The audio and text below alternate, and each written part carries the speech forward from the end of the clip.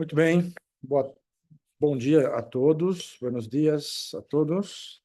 Vamos começar nossas palestras ou ponências plenárias do nosso quarto CONDITRANS, Congresso Transnacional de Direito Transnacional, aqui na Faculdade de Direito da Universidade de Salamanca. Eu vou falar em português, porque predominantemente os nossos palestrantes falam na língua portuguesa e também temos aqui ouvintes da língua portuguesa e língua espanhola.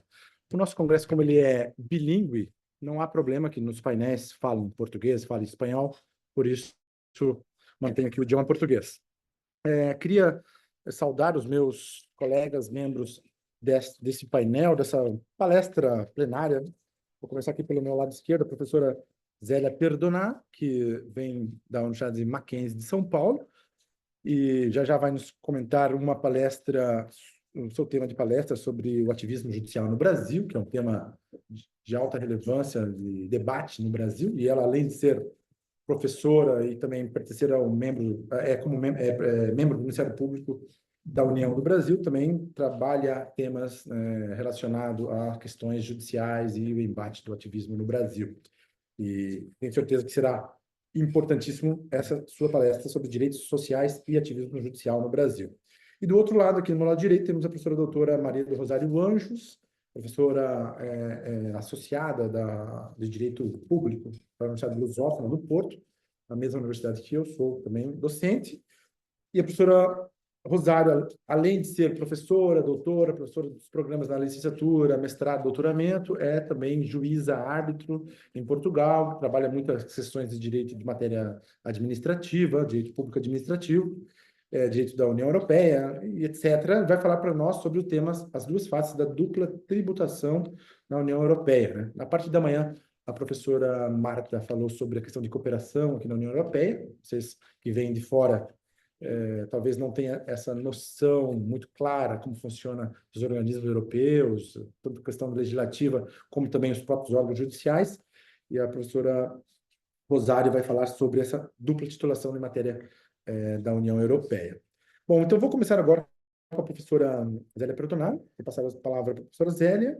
E bem-vinda, professora Zélia, sempre um prazer estar com você, já sabe, já falamos aqui na abertura, e espero que o nosso público que está em casa e os que estão aqui presencial possam também refletir sobre a matéria do ativismo judicial no Brasil e os direitos sociais. Muito obrigado. Bom, eu reitero os cumprimentos a todos os presentes e também os que nos acompanham online. E eu vou falar sobre um tema, o Fábio falou aqui, que eu iria falar sobre o ativismo judicial no Brasil. Para os brasileiros, isso não é novidade, para os brasileiros que estão aqui. Para os europeus, e talvez para brasileiros que já estejam há tempos, né, em Portugal ou na Espanha, talvez não estejam assim, por dentro de como tem crescido. É um movimento que tem crescido muito, o ativismo judicial. Eu não sei, Camila, se é possível colocar a apresentação e se eu mesmo passo ou não. Bom, de qualquer maneira, eu vou focar o ativismo judicial em matéria de seguridade social. Aliás, de direitos sociais em si. Vou citar alguns exemplos de seguridade, mas vou focar em relação aos direitos sociais. Não vou tratar de temas da política, de temas relacionados ao direito penal, vou tratar de temas relacionados ao direito social, justamente porque é o que eu tenho atuado, como membro do Ministério Público e também como professora pesquisadora do Mackenzie. Aqui, inclusive, está presente o Ricardo, que é doutorando na Universidade do Porto e faz parte do grupo de pesquisa do Sistema de Seguridade Social vinculado ao CNPq, e que é onde a gente discute temas relacionados à seguridade. Para os espanhóis, seguridade social é só o que é a nossa previdência e parte da assistência. E para os portugueses, é previdência e assistência. Para nós, seguridade social é composta de saúde, previdência e assistência. Então, eu vou trazer depois exemplos relacionados às 3 áreas da Seguridade Social, justamente porque é objeto das minhas pesquisas como professora, e esse grupo de pesquisa já existe desde 2006. Inclusive, num determinado momento, mudou um pouquinho, num determinado momento nós focamos exatamente no ativismo judicial. Agora é o sistema de seguridade social, e cada semestre nós tratamos de um tema, inclusive para o próximo semestre, se alguém tiver interesse, nós nos reunimos uma vez por mês, às segundas-feiras, horário do Brasil, de 5h30 às 7h, e é híbrido. Então, alguém que esteja aqui na União Europeia pode fazer parte disso, e nesse próximo semestre nós vamos tratar especificamente sobre a questão da sustentabilidade da proteção social no Brasil. Bom, feitas essas considerações, novamente registrando os meus agradecimentos ao Fábio pela generosidade dele, do professor Lorenzo, de ter me colocado na co-coordenação do evento. Para mim é uma alegria. Eu volto a dizer que eu conheci o professor Lorenzo no primeiro ou segundo congresso. Acho que foi no segundo, né? No segundo congresso, porque o professor Fábio já tinha conhecido, embora sejamos brasileiros os dois, mas, como ele disse, eu conheci num evento em 2015, lá em Madrid, num Comped que teve lá em Madrid. E depois nós nunca nos separamos, né, Fábio? Então, temos muitas parcerias e, como ele disse, transcende a parceria acadêmica. E eu falava, professora Rosário, na minha abertura, em que a importância do presencial. E eu citei talvez o único exemplo que eu mantive relacionamento de eventos online, que foi exatamente com a senhora. Eu me lembro que eu participei de não me lembro que congresso, mas era do Iberujur. A professora Maria do Rosário, ela foi expositora, e me chamou a atenção quando ela falou da escravidão fiscal, e eu disse, não, Fábio, eu preciso conhecer essa professora, né? Porque eu trato dos direitos sociais, mas eu também sempre trato dos recursos necessários para a implementação deles. E quando a gente fala em ativismo judicial, esse equilíbrio ele acaba sendo comprometido. Então, exatamente por esta fala da professora, eu acabei entrando em contato com ela e participei de 2 eventos, né? Ela e eu, no evento organizado por ela, e ela em eventos de forma online. E depois nos conhecemos lá na cidade do Porto, e sempre que vou ao Porto, não posso deixar, mesmo que não seja em evento na lusófona, mesmo que não seja em evento que a professora esteja, a gente sempre se encontra. Então, também foi uma amizade que surgiu, e um dos poucos que foi num evento online, porque às vezes o online a gente acaba participando, mas sem essa interação que o presencial permite. Bom, então, o Fábio sugeriu que a gente falasse 20 minutos, justamente para abrir depois para as discussões. É importante dizer que os direitos sociais mais judicializados são os direitos de seguridade, que é Previdência, Saúde e Assistência, e também o direito à educação. Eu vi ali que a educação ficou eduação. Depois eu corrijo, depois, se os participantes quiserem, eu encaminho, então, a apresentação. Na verdade, o que acontece? Muitas vezes, quando se pensa em direitos sociais, se pensa nos direitos, e não se pensa naquilo que Cassal Tanabás defende, que a face oculta dos direitos fundamentais, que são os deveres e os custos deles, né? E o ativismo judicial ele parte muito dessa perspectiva, de ver o direito independente de quem o custeia, dos recursos necessários para isso. E também, quando a gente fala em ativismo judicial, é muito a perspectiva individual daquele que está requerendo, em detrimento da perspectiva coletiva.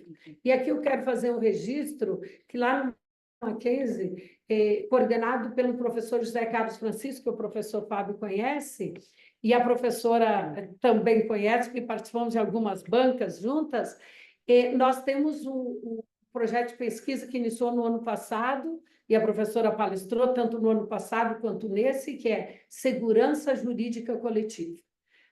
Porque muito se fala em segurança jurídica, mas a perspectiva coletiva da segurança jurídica não tem sido abordada.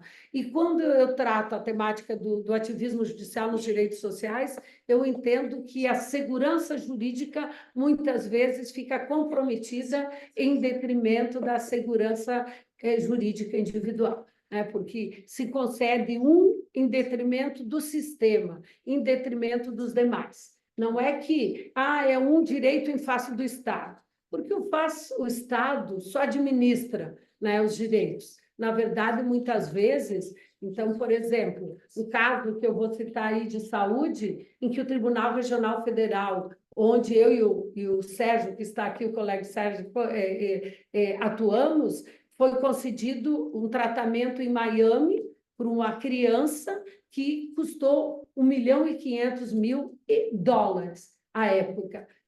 Era uma cirurgia multiórgãos que tinha no Brasil de maneira experimental, também em Miami, e o tribunal preferiu pagar aquilo em detrimento dos demais. Quem conhece o Brasil e sabe que o Sistema Único de Saúde, ele tem muitos problemas, e hoje 3/4 dos brasileiros só têm o Sistema Único, não tem plano de saúde. E, muitas vezes, um tratamento desses, ele compromete o sistema e os demais, e por isso que a perspectiva coletiva é muito interessante que se tem. Também é importante diferenciar judicialização de ativismo judicial, porque o Brasil, especialmente com a Constituição de 88, ampliou muito as formas de judicialização, controle de constitucionalidade. Nós temos, aqui eu poderia falar, a gente não tinha controle por omissão, hoje temos na DPF diversos sistemas, os próprios legitimados foram muito ampliados, os legitimados para as ações diretas de constitucionalidade e inconstitucionalidade. Então, houve um aumento da judicialização, mas isso é diferente de ativismo judicial. O que é ativismo judicial? E eu aqui, para não falar as minhas palavras, trago aqui o conceito tanto do Elival quanto do Dimitri. São dois brasileiros, o Dimitri é professor da Fundação Getúlio Vargas, em São Paulo, e o professor Elival é da Universidade de São Paulo. Inclusive, o trabalho dele como professor titular foi sobre ativismo judicial. É um livro que todo aquele que queira estudar ativismo judicial, eu recomendo. E eles dizem que o ativismo judicial, ele transcende os limites. Então, o professor Elival diz, ao se fazer menção ao ativismo judicial, o que se está a referir é a ultrapassagem das linhas demarcatórias das funções jurisdicionais. E aí eu vou também pegar uma partezinha do Dimitri, ele diz, a Constituição não autoriza o judiciário a decidir se as opções dos demais poderes são boas ou ruins, ou se haveria melhores. Para o Dimitri, a única questão que cabe aos julgadores é se certa decisão é inconstitucional ou ilegal. E se não for inconstitucional ou ilegal, o juiz deve aceitar a solução dada pelo poder que possui competência primária em cada caso. Então, isso que é ativismo judicial.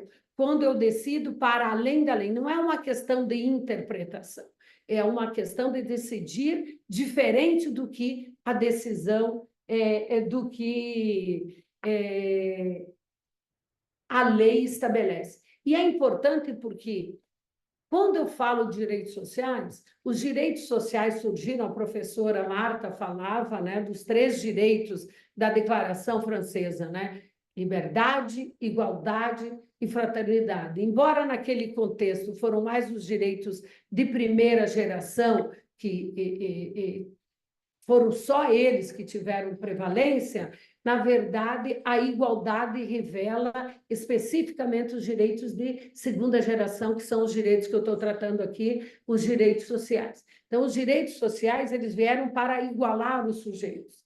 E quando eu tenho decisões individuais em matéria de direitos sociais, eu justamente desigualo, porque a política pública, a forma de implementação do direito social é a política pública. E a política pública, quando ela é redesenhada em casos específicos, nos trazem desigualdade. Então, eu digo que o ativismo judicial ele traz exatamente o contrário daquilo que o direito social busca, que é o direito de igualdade.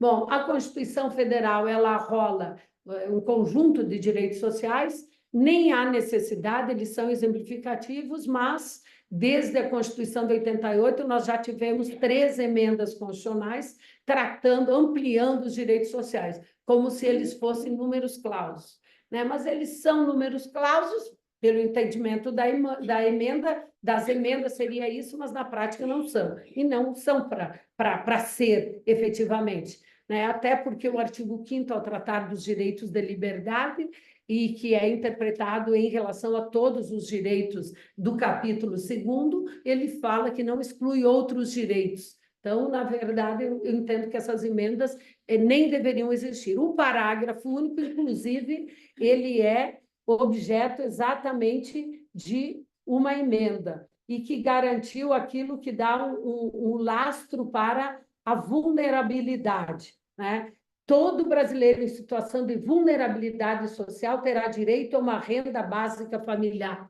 Né? Isso daí se deu em razão de uma decisão numa ADPF, onde o Supremo Tribunal Federal entendeu que deveria ser criada uma renda. Julgou uma lei de 2004, 2003, que é a lei conhecida como Lei Suplicy, que estabelecia uma renda básica universal, embora estabelecesse prioridades na efetivação daquilo, e aí aquela lei ficou dormindo em berço esplêndido, porque no mesmo dia, no dia seguinte, foi aprovado o Bolsa Família, né? E o Bolsa Família era dirigido, então, para os vulneráveis. Não vou tratar disso, mas eu tenho artigo dizendo que aquela lei é inconstitucional porque a Constituição de 88 fala que proteção não contributiva tem que ser concedida só aos necessitados. Embora o Supremo Tribunal Federal não tenha se manifestado nessa ADPF sobre essa questão, na verdade, o que acontece é que ele determinou que o Poder Executivo implementasse. E, por conta disso, então, veio esse preceito aqui, também o inciso 6º do artigo 203, que trata da assistência social, eu diria que ratificando o meu entendimento de que a renda básica universal é inconstitucional, porque fala que será concedida às pessoas em vulnerabilidade social. Então, por isso, inclusive, que a partir dessa decisão que se deu no final de 2021, em 2022, então, veio essa emenda, ou no finalzinho de 2021, essa emenda, e no ano seguinte veio o Auxílio Brasil, trazendo valores que têm mais correspondência do que seria uma renda básica do que os valores anteriores ao Bolsa Família. E depois mudou o governo, voltou a ter o nome de Bolsa Família, mas os valores se assemelham muito. Né? Então, queria fazer esse registro em relação a isso. Os direitos de seguridade social, aquilo que eu dizia no Brasil, ele é composto por 3 direitos: saúde, previdência e assistência, mas a saúde, e ontem aqui tem 2 alunos da especialização, né? Um aluno e uma coorganizadora, né, Cleide? Ontem eu falava sobre os direitos de seguridade social e demonstrei aquilo que eu comentava antes, de que a saúde está junto, e quando eu estou fora do país e boto que está junto com a seguridade social, as pessoas pensam que a saúde é só para os trabalhadores. Não, não é verdade, porque a Constituição de 88 universalizou o acesso à saúde. Então, todo brasileiro, independente de ser ou não trabalhador ou dependente, tem direito à saúde. A Constituição também, e é importante que a Constituição fala em saúde e menciona que há prioridades na implementação da saúde, como todo direito social. Inclusive, o Brasil é signatário do Pacto dos Direitos Econômicos, Sociais e Culturais, e no artigo 2º do pacto ele diz que os direitos sociais eles são implementados gradativamente segundo a condição de cada país. Então, se não fosse por as disposições da Constituição, seria pelo pacto, porque a Constituição fala em seletividade e a Constituição diz que terão prioridades as ações preventivas. Então, não pode, como fez o desembargador lá no estado no Tribunal Regional Federal, que envolve o estado de São Paulo e Mato Grosso do Sul, a entender que tem que dar tudo para todos. Então, aquela decisão é inconstitucional. A lei de ser inadequada é inconstitucional. A assistência social é dirigida aos necessitados, e necessitado aqui, se for uma prestação econômica, é o hipossuficiente economicamente. Não é o caso dos serviços, e ontem eu exemplificava que se eu fosse vítima de violência doméstica, eu poderia ter um atendimento da assistência social, mesmo não sendo hipossuficiente economicamente. Bom, e ainda... Mas daí é uma outra questão, não vou tratar aqui, porque eu vou abordar exatamente uma prestação econômica. E, por fim, a Previdência Social, que é a Segurança Social Contributiva ou a Seguridade Social Contributiva na Espanha. E aqui nós temos, então, a Previdência, que no Brasil tem os regimes obrigatórios, que é o regime geral e o regime dos servidores, e a Previdência Complementar, que visa proteger além daquele teto, além do teto de proteção obrigatória que tem aqui na Espanha, que tem em Portugal, em todos os lugares. Bom, nós temos princípios de seguridade, dentre os quais a seletividade, mas eu queria chamar a atenção que todos os preceitos aqui, se vocês considerarem o que diz o artigo 194, ele diz que o parágrafo único, que o poder público vai organizar nos termos da lei. Quando está na saúde, fala nos termos da lei. Quando eu estou diante da assistência social, por exemplo, o benefício que eu vou falar, ali é o inciso 5º, e ele diz, conforme dispuser a lei. E a Previdência Social, no artigo 201, ele trata especificamente que a lei vai estabelecer, fazer o desenho da proteção social. E por quê? Porque justamente é um direito social e tem que ser efetivado por meio da política pública. E eu trago aqui brevemente, que já estou chegando nos 20 minutos, eu trago uma decisão da assistência social, em que o Supremo, nós temos um benefício para os idosos vulneráveis economicamente, para as pessoas com deficiência, que é a Constituição que diz como dispuser a lei estabeleceu o que é deficiência, o que é idoso para fins dessa lei e o que é hipossuficiente economicamente. Inicialmente, o Supremo Tribunal Federal disse que a lei era constitucional e ficou batendo, até que o Supremo Tribunal Federal ele disse que, em cada caso, o juiz pode estabelecer outros critérios de vulnerabilidade.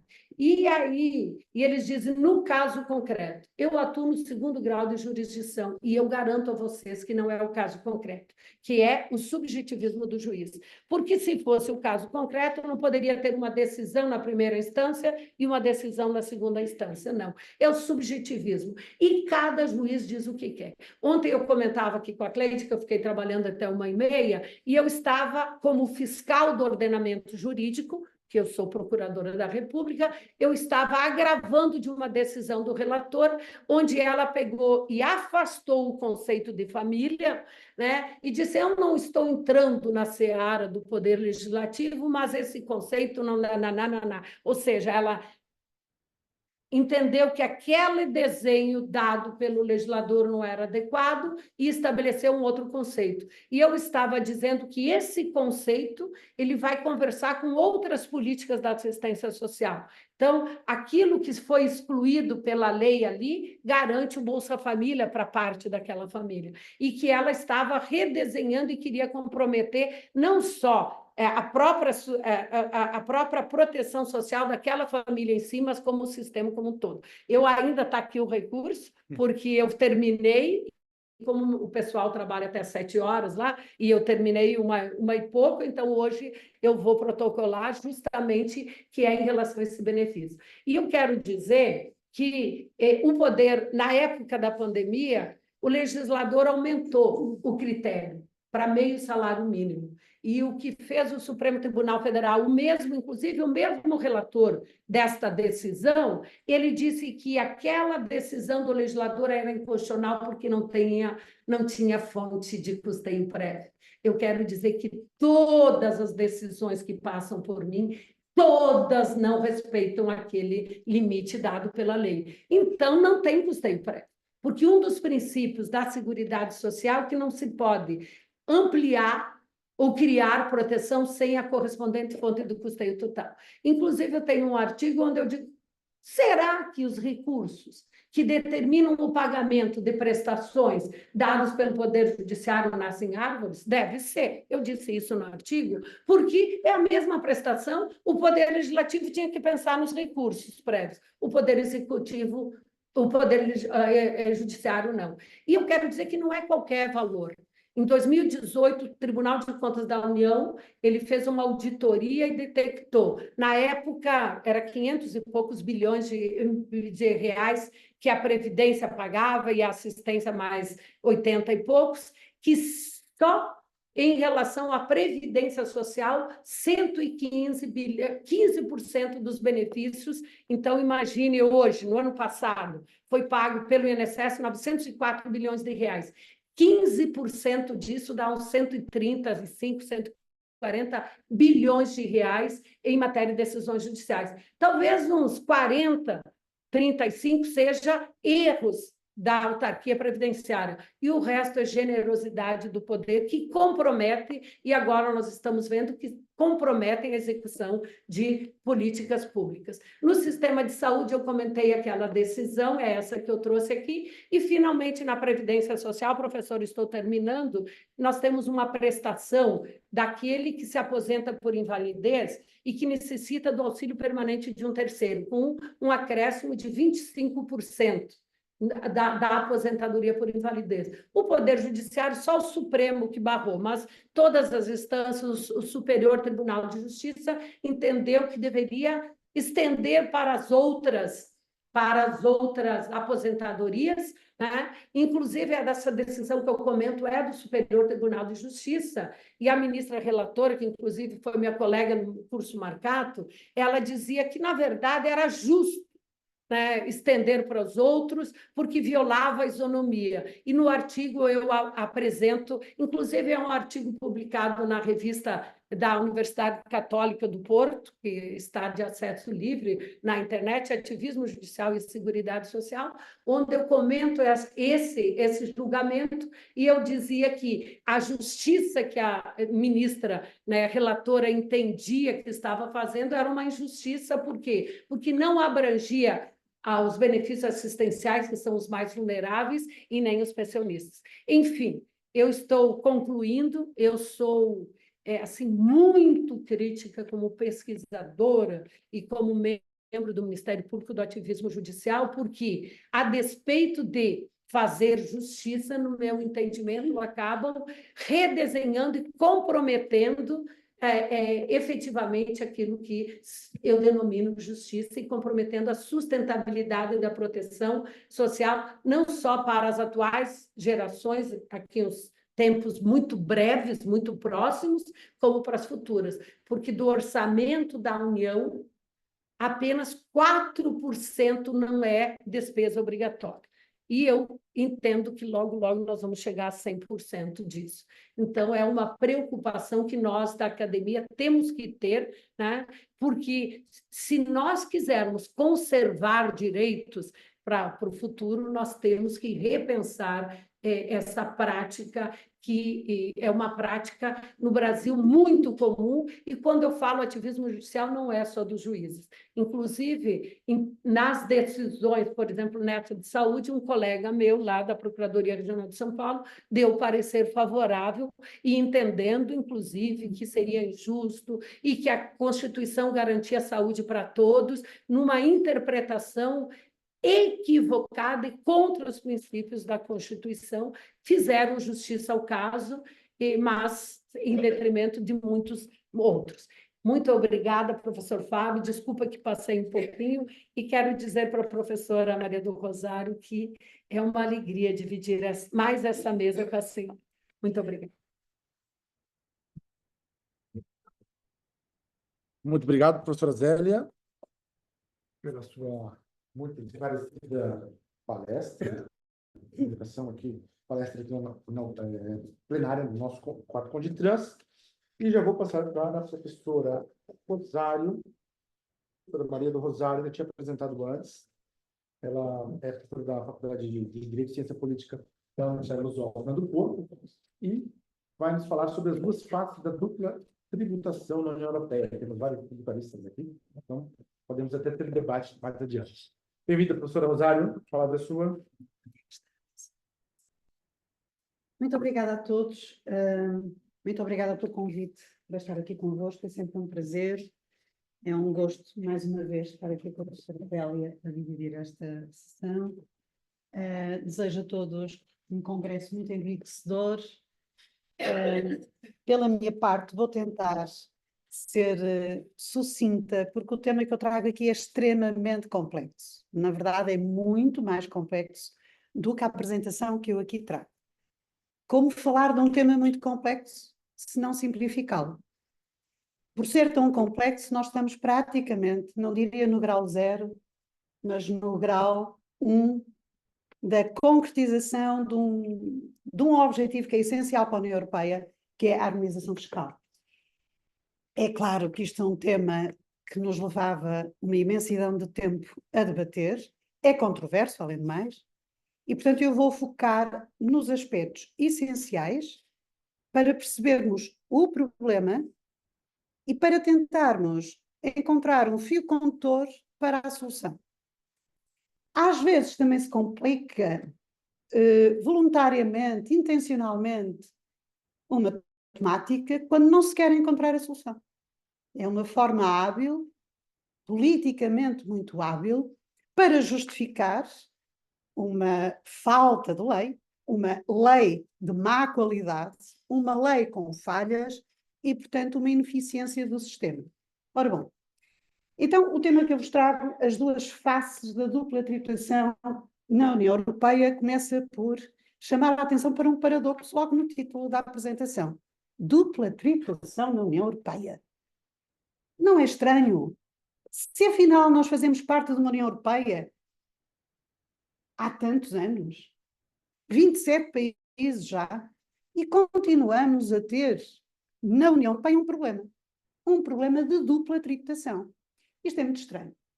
Eu diria, é contraditório, é um paradoxo, porque o que é uma União Europeia, que neste momento ainda não é União Política, é União Económica.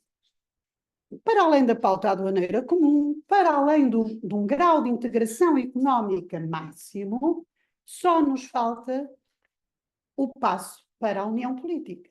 Ora, num grau de integração económica que pressupõe não existirem medidas discriminatórias entre os Estados-membros que prejudiquem o livre desenvolvimento das economias de todos eles, em condições de justiça, equidade, igualdade, a ausência de uma eficaz política de harmonização fiscal compromete naturalmente o desenvolvimento económico dos Estados e compromete uma coisa essencial para a União Europeia sobreviver nas próximas décadas. Que os Estados se aproximem uns dos outros, do ponto de vista dos níveis essenciais macroeconómicos. PIB per capita, níveis de desenvolvimento económico e social, e aí falaríamos de índices de concretização no acesso aos serviços públicos essenciais, desde logo saúde, educação, ensino superior, etc. E, portanto, o fosso entre os Estados que integram a União Europeia não ajuda a conservar no futuro a própria União. Portanto, o problema que nós aqui estamos a falar não é um problema técnico tão complexo que não se possa discutir e não se deva discutir. E a única forma que nós temos para tentar encontrar uma solução é simplificá-lo. Não me venham dizer que isto é muito complicado. Eu contrario essa asserção. Para mim é muito simples. É muito simples. Se estamos na União Europeia, temos que ser sérios uns com os outros, solidários mas também exigentes no cumprimento das regras, que têm de ser iguais para todos. Não estamos nesse patamar. E não estamos porquê? Eu não sei se consigo, Camila, avançar. É aqui. Já percebi. Muito obrigada. Pronto. O problema da dupla tributação na União Europeia nunca foi resolvido até hoje, como vos dizia, e, portanto, o que é que acontece? Acontece, vou dar 2 exemplos muito simples. Um português sai de Portugal e vai viver e trabalhar para a Irlanda. É muito frequente esquecer-se de informar e de dar início a um procedimento de alteração no seu registro individual, nas finanças do seu país, no caso em Portugal, desta alteração de residência. Se não o fizer, a autoridade tributária portuguesa tem legitimidade para o tributar e para o tributar inclusivamente sobre os rendimentos que auferiu na República da Irlanda ou noutro país qualquer dos 27 da União Europeia. Bom, dir-se-á, mas ele bem sabia que tinha uma obrigação de comunicar. E se comunicasse, o problema estaria resolvido. Sim, talvez não. Porquê? Porque se ele tiver interesses em Portugal, imóveis, bens, alguma fonte de rendimento, rendas e outras, sempre se pode colocar a possibilidade da autoridade portuguesa, autoridade tributária, entender que, pese embora ele esteja a trabalhar num outro Estado da União Europeia, efetivamente os seus interesses patrimoniais, considerando os interesses patrimoniais existentes naquele país, tem legitimidade para tributar. E aí, muitas vezes, lança a liquidação e depois logo se vê. Ou o particular impugna ou não impugna, contesta ou não contesta, e entramos num outro patamar de discussão, que é a litigiosa. No que diz respeito à tributação das pessoas singulares, o problema tem vindo a ser resolvido paulatinamente nos casos em que surge, desde que há centro de arbitragem tributário em Portugal, ou seja, nós desde 2011 temos, para além dos tribunais administrativos e fiscais em funcionamento em Portugal, também um centro de arbitragem tributária, do qual eu faço parte, faz parte aqui o nosso colega, o professor Francisco, também está aqui presente, e, portanto, em regra, em meio ano, e muito excepcionalmente, havendo prorrogação, a correr muito mal, no prazo de um ano há uma decisão para dirimir o litígio. Porque se assim não fosse, e enquanto este centro não existiu, um caso destes, em que um particular se defenda perante a autoridade tributária do seu país relativamente a esta questão, podia demorar 10 anos. O imposto tinha que ser pago, senão ficava uma dívida pendente.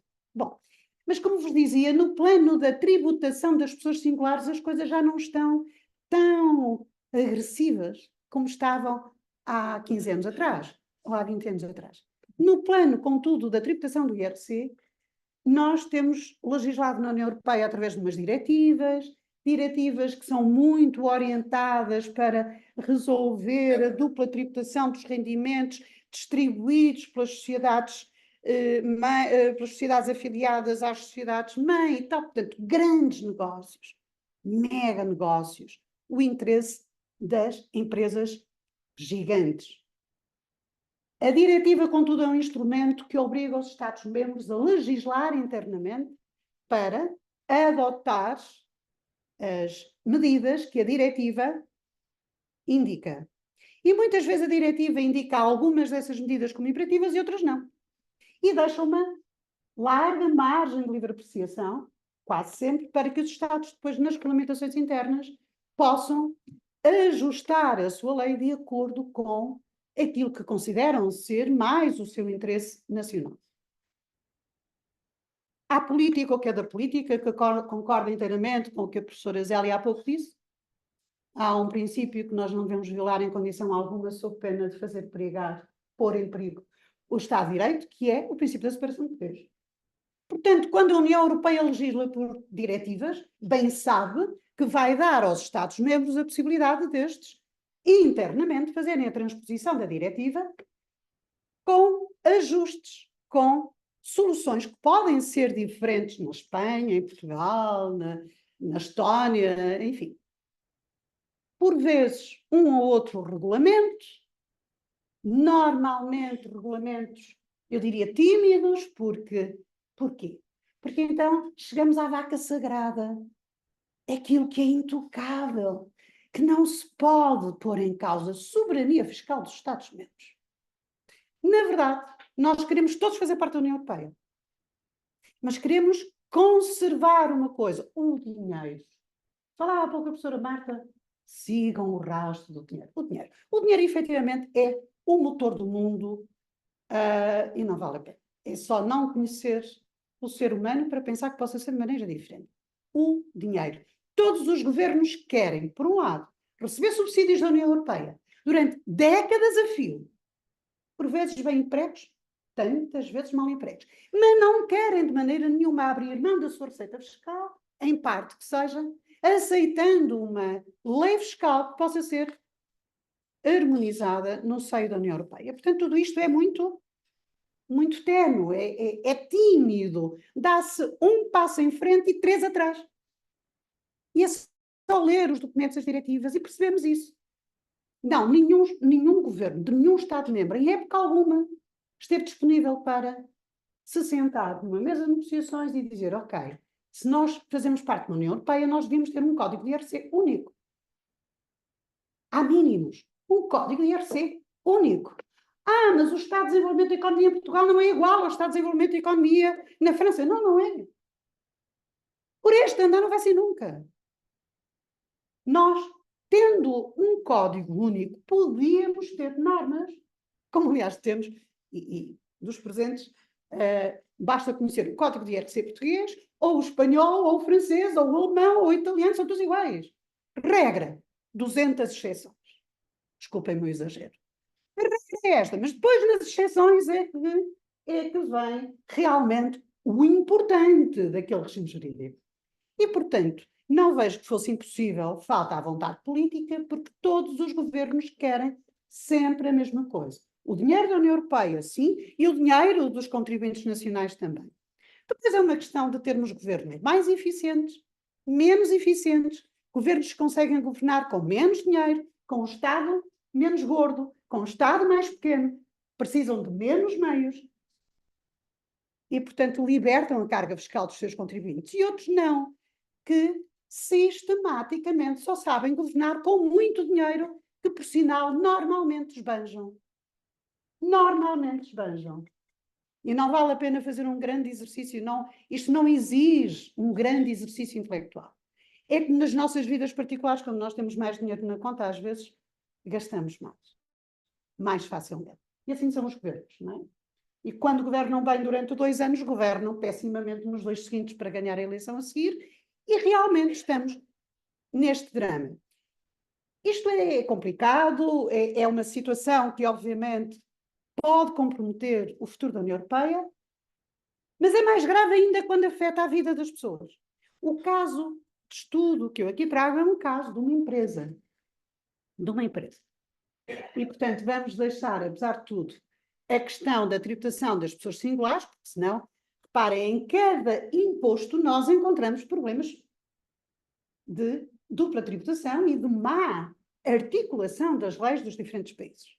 Nós temos tido uma jurisprudência nos últimos anos no CAD muito focada nestas questões, em normas discriminatórias, etc. Porquê? Porque não se avançou, verdadeiramente não se avançou. Nós estamos hoje a discutir questões que já discutimos há 15 anos atrás, há 20 anos atrás. Talvez hoje elas apareçam mais porque o contribuinte em geral está mais consciente dos seus direitos e impugna mais. E, portanto, à medida que as pessoas vão impugnando mais, as questões vão saltando mais para até a praça pública, na discussão pública das mesmas. Ora bom, há aqui um problema, e nós sabemos, que é um clássico, o problema da evasão fiscal. Eu vou passar ao lado da evasão fiscal, ok? Porque isso levava-nos para uma outra conversa. A evasão fiscal é um crime, tem de ser punido, ponto. Não pode a evasão fiscal ser argumento para nos travar num processo, que é um processo que era útil, eu diria urgente, sob pena da União Europeia ficar em perigo. Bom, então e se ficar em perigo? E se mais um ou outro resolverem sair? E se a União Europeia acabar amanhã? Pois com certeza, nós sobrevivemos. Muito pior. E com uma guerra que será uma guerra que só parará talvez em Lisboa, e que virá por aí fora, porque a Europa foi sempre assim, sempre funcionou assim, nós não evoluímos desse ponto de vista. A realidade prova. Portanto, a União Europeia não é só um projeto económico, é um projeto de paz, é um projeto de prosperidade, de desenvolvimento económico e social dos povos europeus.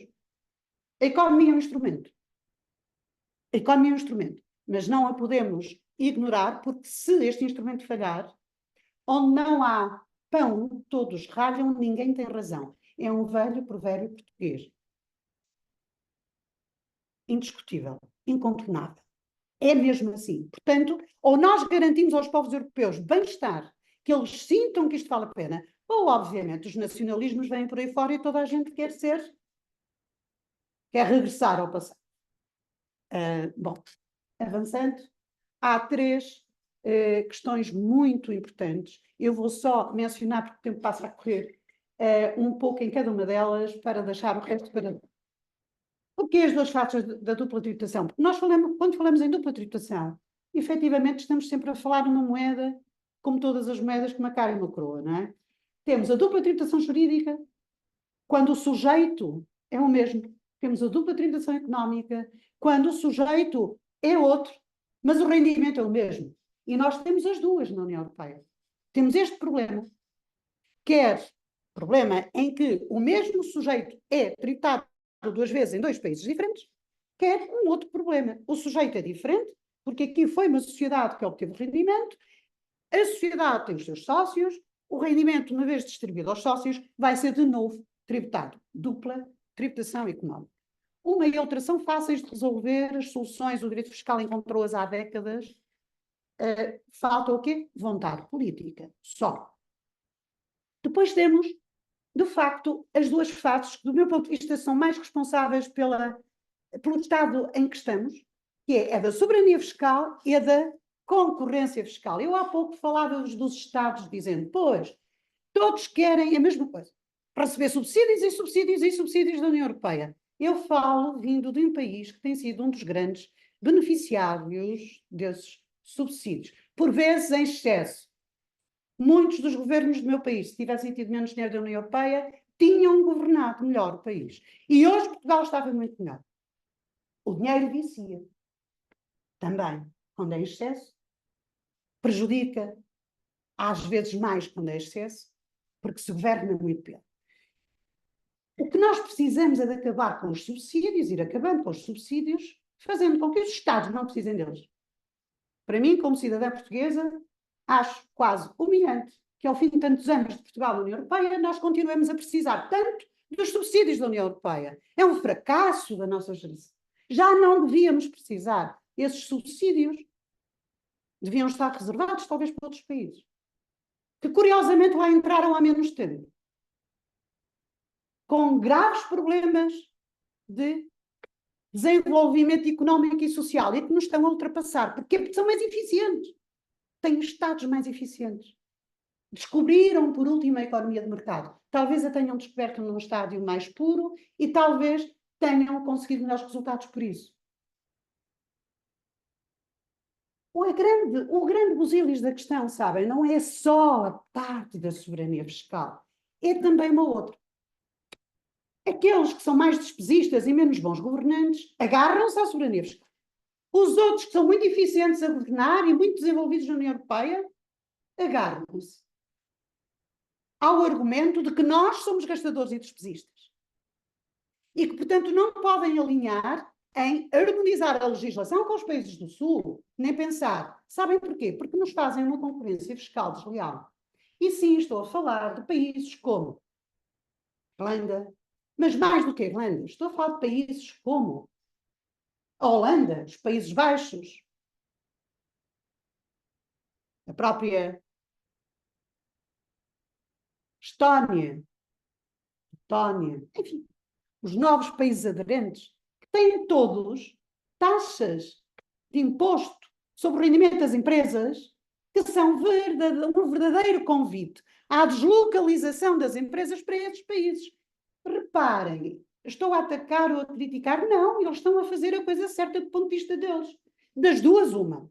Ou nós harmonizamos e criamos uma união fiscal, ou naturalmente temos que estar sujeitos é que cada país, dentro da sua soberania fiscal, seja inteligente para fazer a coisa certa. Eles são inteligentes, estão a fazer a coisa certa.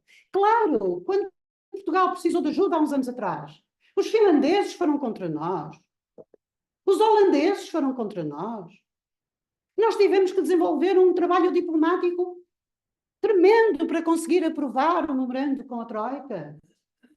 E muitas das razões que invocaram eram corretas, eram certas.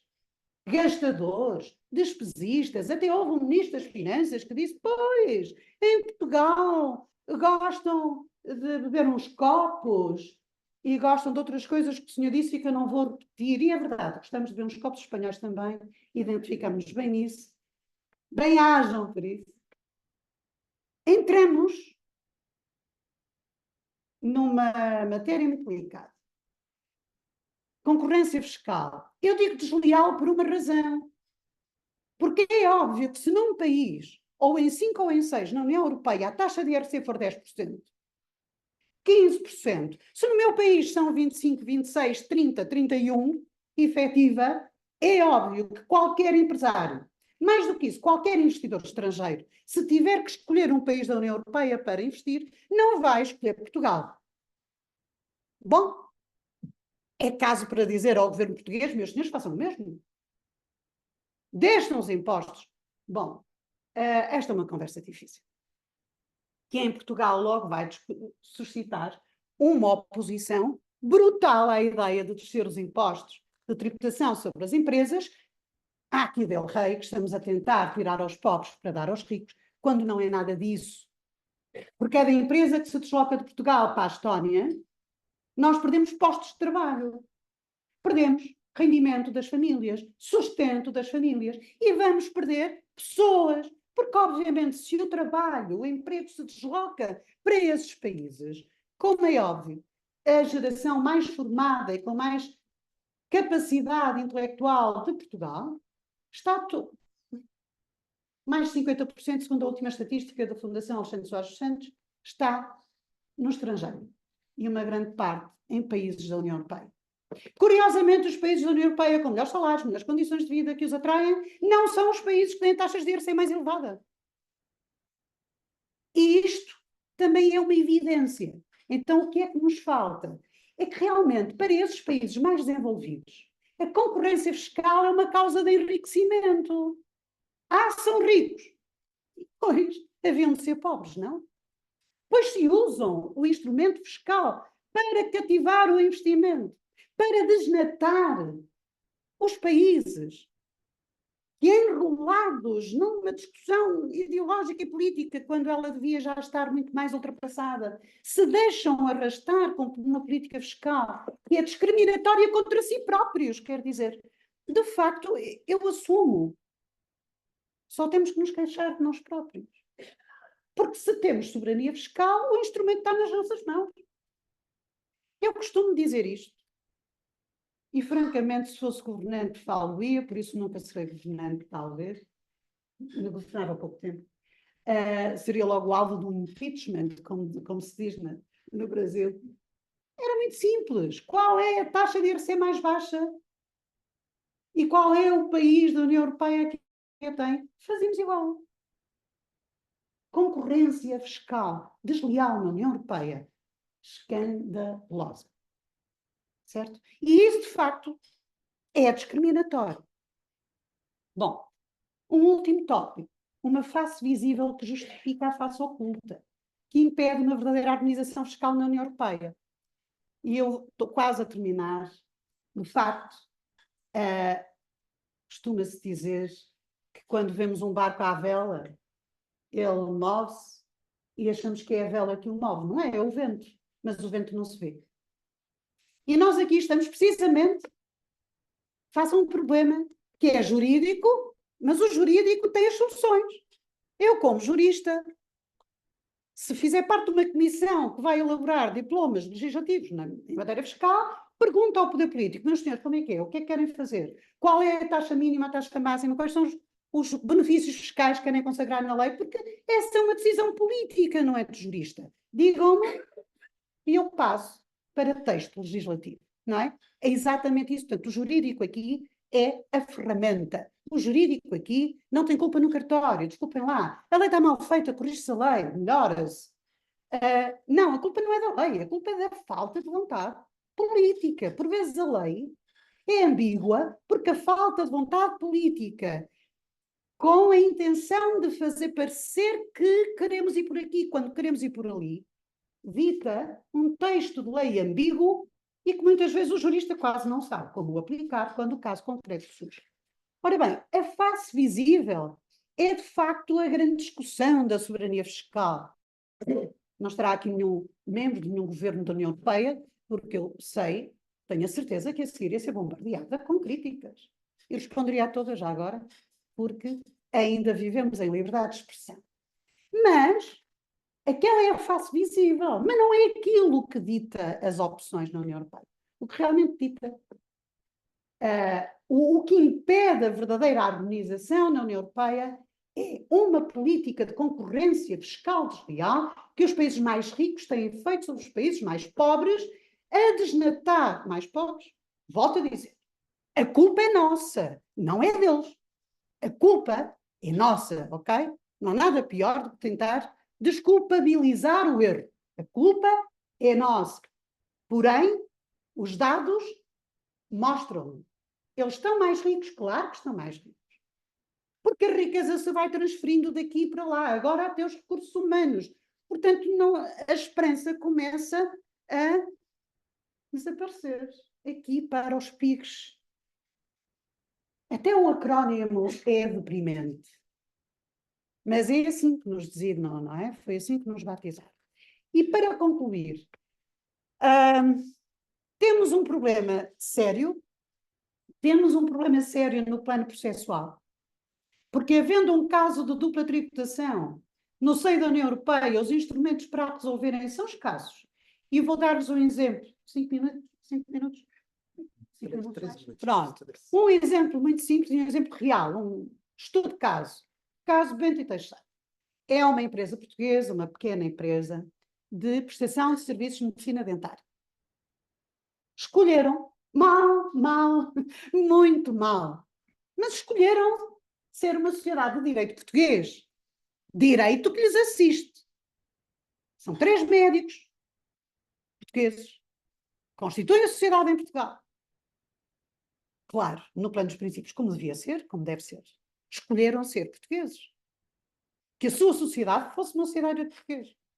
Porém, um dos seus grandes clientes é uma rede de clínicas de medicina dentária belga. Nós e os belgas dava uma boa tese de mestrado ou de outro, não é? Nós e os belgas. Les uns les autres. De facto, é o grande cliente daquela sociedade. É verdade. Aquela sociedade fatura, vamos dizer assim, números fictícios. O nome eu posso revelar, o resto já não. 100 mil em Portugal, 600 mil na Bélgica, é verdade? E a minha pergunta é, e depois? E qual é o problema? Não estamos na União Europeia, eles não podem prestar serviços. Qualquer país da União Europeia, por acaso tem um grande cliente na Bélgica. Faturam. A sociedade portuguesa fatura à sociedade belga. E depois, qual é o problema? Qual é a irregularidade? Qual é a ilegalidade? Pois, a sociedade...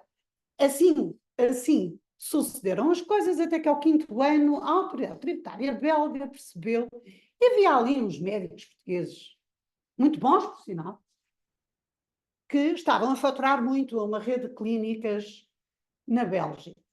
Parece que um dono era russo, parece que foi investigado pela polícia belga. Os médicos portugueses nem sabiam disso, porque, como sabem, no capital social de uma sociedade anónima, enfim, não é? Não temos que conhecer quem são os donos das clínicas. Mas houve ali, de facto, um problema que começa por uma investigação, chegam aos portugueses e a autoridade tributária belga diz, não, estes senhores têm que pagar imposto na Bélgica e mais, desconsideraram a personalidade jurídica da sociedade portuguesa. Dizer, calma, quem presta os serviços é a doutora A e o doutor B. São sempre os mesmos. Vêm, ficam 15 dias, um mês por vezes na Bélgica a prestar serviços de ortodontia, que é a grande especialidade deles e tal, e portanto, não senhor, vão ser tributados em IRS na Bélgica. Esta empresa que tem todos os seus impostos pagos ao Estado português, como devia ser, como deve ser, tem agora uma mega dívida perante a autoridade tributária belga. Os belgas dirigem um pedido de execução da dívida fiscal a uma comissão interministerial que existe em Portugal por força da diretiva que assim obriga para dirimir os litígios. E a comissão não faz mais nada. Ordena a execução do património da empresa. Foi travado no tribunal. Portanto, a empresa continua a laborar em Portugal e conseguiram travar as execuções, mas é neste estado que nós estamos na União Europeia. Vamos estudar o assunto, vamos ver que hipóteses nós temos de dirimir o litígio, este litígio entre as duas administrações. Diretiva, regulamento, já, enfim, implementados e em vigor na União Europeia, dizem que se deve disputar um procedimento amigável. E, recentemente, um alto responsável das relações internacionais das finanças portuguesas, que eu ouvi com muita atenção numa conferência preferida na Associação Fiscal Portuguesa, explicava o que é o procedimento amigável. Pois, também vos posso explicar o que é o procedimento amigável. É muito simples. Uma administração convida a outra a resolver o problema, porque não pode ser. Não pode, numa União Europeia, haver dupla tributação àquela escala. Sabem o que é que aconteceu? E uma coisa é o papel, uma coisa é o que está na lei, outra coisa é a prática. A autoridade belga não, até hoje, não deu nenhuma resposta à autoridade tributária portuguesa. E o que é que esta fez? Insiste. E o que é que acontece? Nada. Estamos, portanto, à espera. A empresa, entretanto, teve que impugnar as liquidações na Bélgica, já gastou milhares de euros na Bélgica, com processos de impugnação na Bélgica. Enfim, não vou entrar em mais pormenores. Julgo que já vos sensibilizei para a escala do problema. Mas, afinal, nós não estamos na União Europeia. Num certo sentido, era mais simples se este problema tivesse surgido entre dois países que não fossem da União Europeia. Invocávamos a Convenção OCDE, o artigo 24 e o artigo 25, e já teríamos resolvido o problema. Ora bem, a legislação que a União Europeia até agora proferiu sobre esta matéria também fala em arbitragem, mas não diz como. Bom, tem várias pessoas que sabem o suficiente de arbitragem. Se o mecanismo de conciliação não funcionar, então o que é que fazemos? Requeremos uma arbitragem. Digam onde, quando, como, quem possa indicar, como vai funcionar. Mas onde é que está esse centro de arbitragem? É uma arbitragem ad hoc? E se a autoridade belga não responder, não aceitar, vir à arbitragem? Sim, porque ela não fez isso. Sabem o que é que fez? Executou. Executou nos tribunais belgas, com certeza, está a jogar em casa. De acordo? Esta situação exemplifica, do meu ponto de vista, o caos em que estamos nesta matéria fiscal. Não é possível a União Europeia sair do estado, não é comatoso, mas é pré-comatoso, do ponto de vista económico, em que quase nos encontramos, com a exceção, como digo, dos novos países aderentes, porque, como entraram há menos tempo, estão ainda num estado de graça, digamos assim. Claro, estavam tão em baixo que só podem subir, mas há de chegar um momento em que a coisa também se vai sentir do lado deles. Eu estive há pouco tempo em Tallinn e achei muito curioso, porque qualquer que seja a pergunta que façam à autoridade tributária portuguesa, ou se eu vier dar aulas para a Universidade aqui de Tallinn, quanto vou pagar de imposto? 20%. Se eu quiser abrir uma empresa em Tallinn, quanto pago? 20%. Já brincávamos entre colegas lá na universidade. Epá, é o país dos 20%. Leis simples, curtas, sem muitas exceções. Não é propriamente o exemplo da lei fiscal portuguesa em matéria de IRC, nem sequer de IRS. E fiquei a pensar comigo. Esta gente pensa bem. Keep it simple. And it works. Complica, não vai funcionar nunca. Eles estão no registro certo. Lei fiscal simples.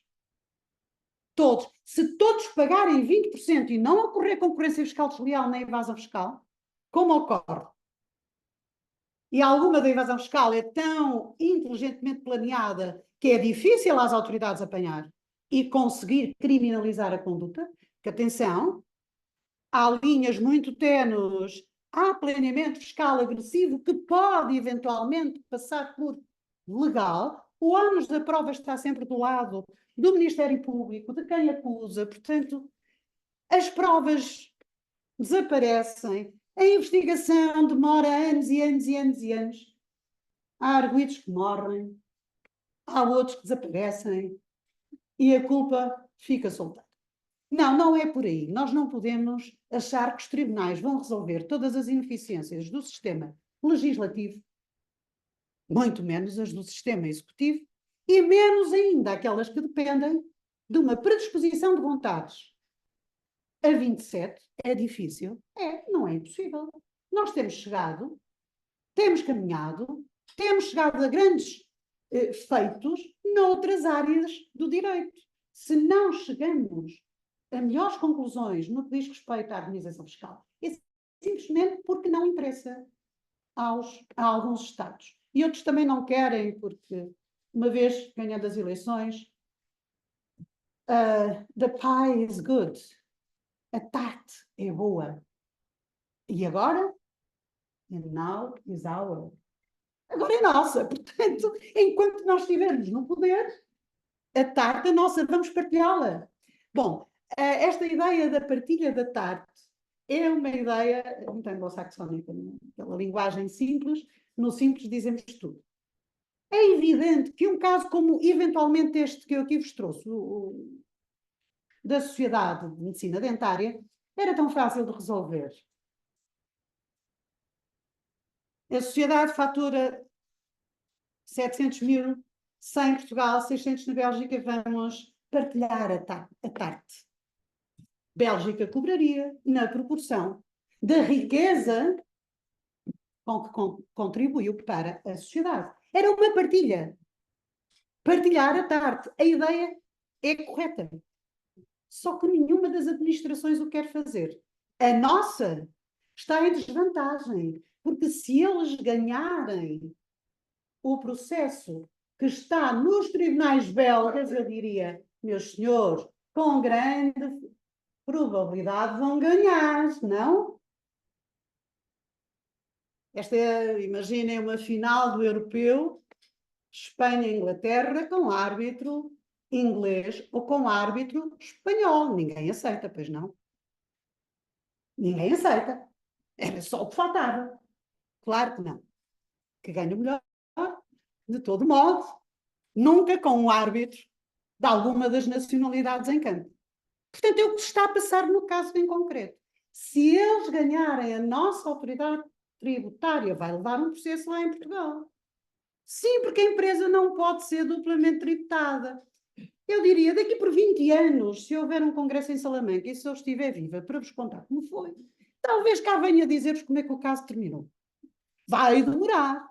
Isto é preciso ter muita paciência. É evidente que o conselho certo a dar àqueles médicos é: mas os senhores estão a trabalhar com uma sociedade de direito português, o quê? Agora, eu deixo às vossas considerações pensarem no alcance que tem esta minha pergunta. Que equivale a dizer que um advogado, um bom advogado que os aconselhe, diria ele se estivesse nessa posição: meus senhores, encerrar a atividade em Portugal já. Abrir uma sociedade de direito belga. É na Bélgica que ganham dinheiro. É à Bélgica que vão pagar imposto. É na Bélgica que têm que estar. E acabei de prejudicar o meu país. Quando isto não tinha que ser nada assim. De acordo? Não tinha que ser assim. Mas é neste estado que estamos. Portanto, eu concluiria dizendo que na Europa dos 27, nesta matéria de dupla tributação, estamos mal. estamos mal. Há um conjunto de países que está a ser prejudicado com a concorrência fiscal desleal por parte de outros. E, além do mais, depois assumem a autoridade moral de dar lições de moral à má governação dos primeiros.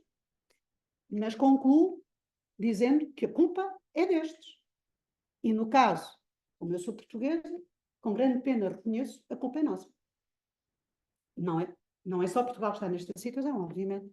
Há outros países, por exemplo, a França está a um passo de ter um crescimento do déficit excessivo. A França tem uma fiscalidade terrível, elevadíssima.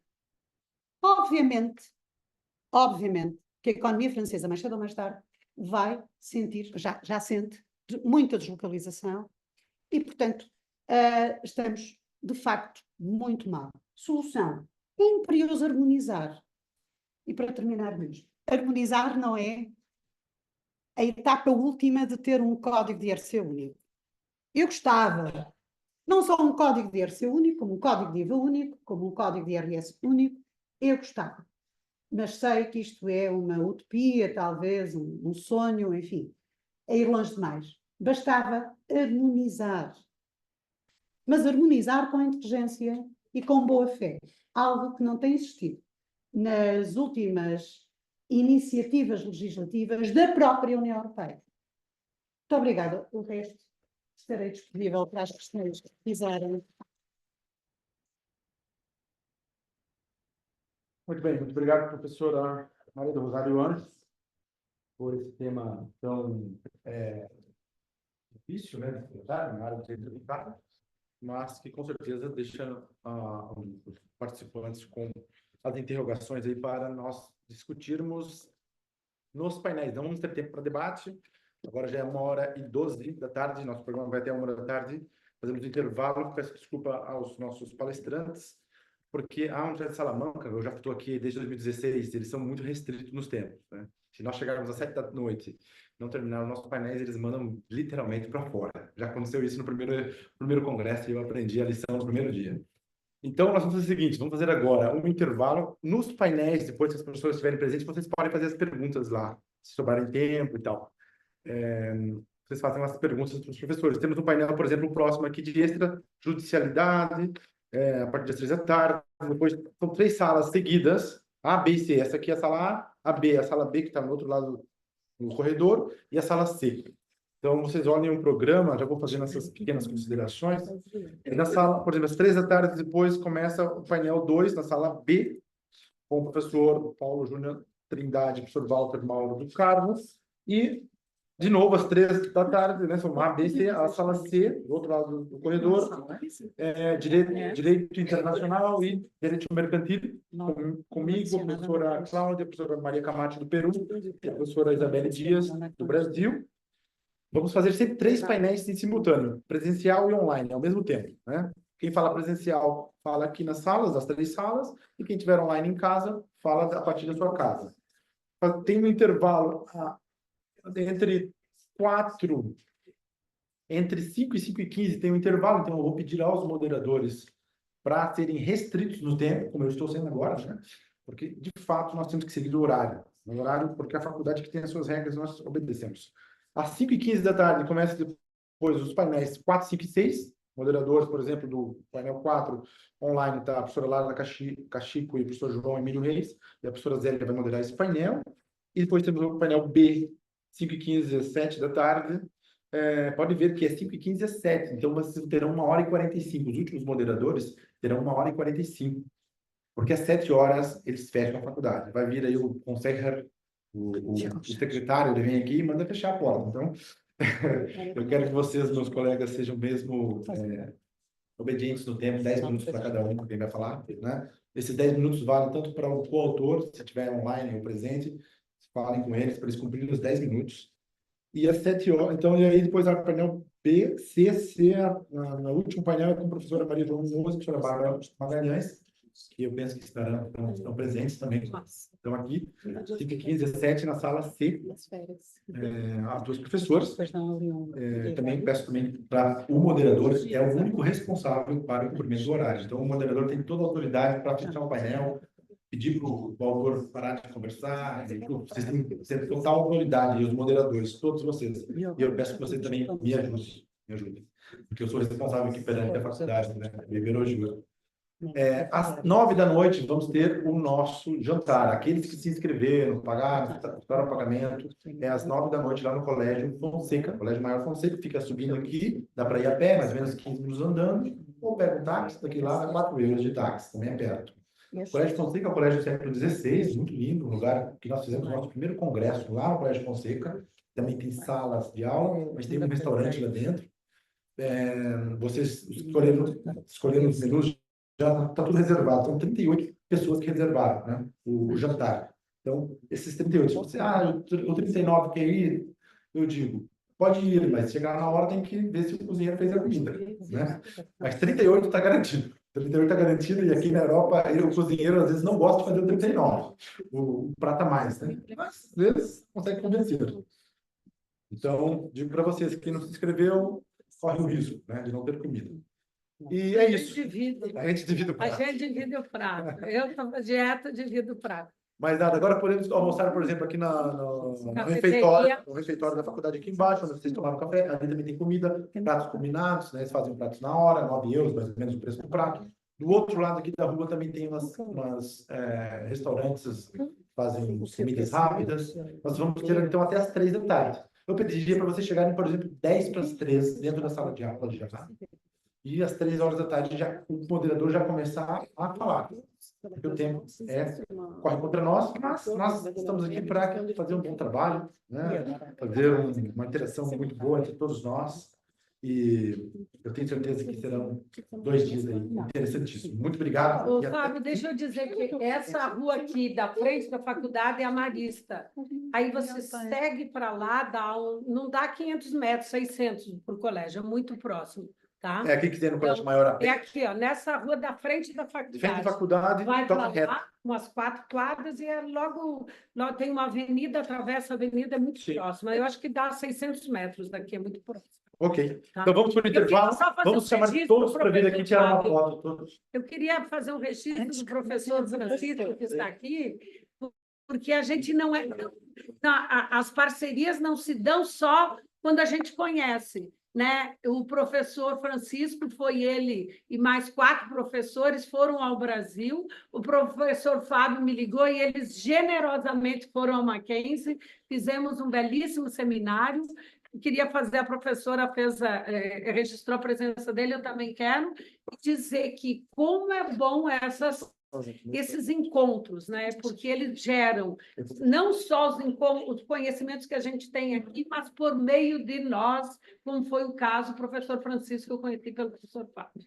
Quero fazer esse registro aqui. É professor em 2 instituições lá na universidade, eu ia falar, mas vou economizar, senão